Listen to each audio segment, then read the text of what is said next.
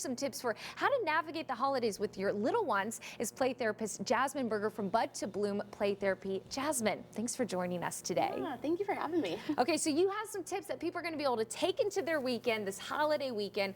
Why don't we first start with why it can be so difficult for children? Yeah, so the holidays have so many different expectations than a typical time of year. There's different schedules, they're meeting people they don't normally see, there's different foods, so that can all be really, really challenging for little kids who don't know what to expect. Completely. I know I myself, if my meals are off, if my sleep's off, I could be a little difficult to handle. So why don't we talk through some of the things you can do for your child to make them feel secure? Definitely. So I think talking about expectations is really important. So if you're going to a big holiday party, you're going to grandma's house for Christmas, whatever it might be, letting your kid know what's happening, and then also talking to them about what they can expect when they're there. Is it going to be really loud and noisy with lots of new people? Will they have other kids to play with? Just really setting them up for success is super important. So really talking about what they can expect, and even talking to them maybe about like how you can be there for them if they need anything while they're there. Yeah, and who doesn't love hearing like the schedule of any day that you're about to take on? So why don't we chat? I like this next tip. It's about connection between you and your child. Absolutely. So the holidays, I think we're doing so many big things and it can be easy to get caught up in that,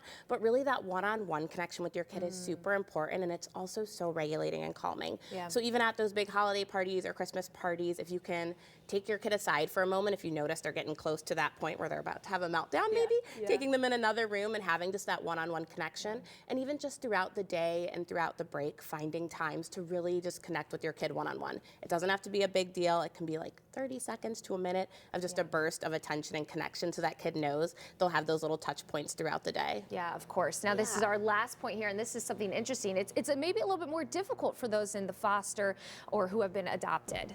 Yeah, absolutely. For kids in foster care or for adopted kids, this can definitely be a time that brings up different memories of their first family or bio family, and can leave them, you know, kind of having some heightened feelings of loss during the season. And I think this is a really happy season for most people, but I think it's important to allow space for those kids to express all of the feelings they might be feeling. So giving them a lot of space for that as well. Of course. Okay, well, Jasmine, thank you for joining us today. And we do have to point out the biggest tip of all, give yourself grace, right? Yes, absolutely. Give yourself grace, everyone. Give your child grace. It's okay. It's just the holidays. Now, for more education opportunities and services Jasmine and her team offer, visit Bud to Bloom Play Therapy, and we'll be right back.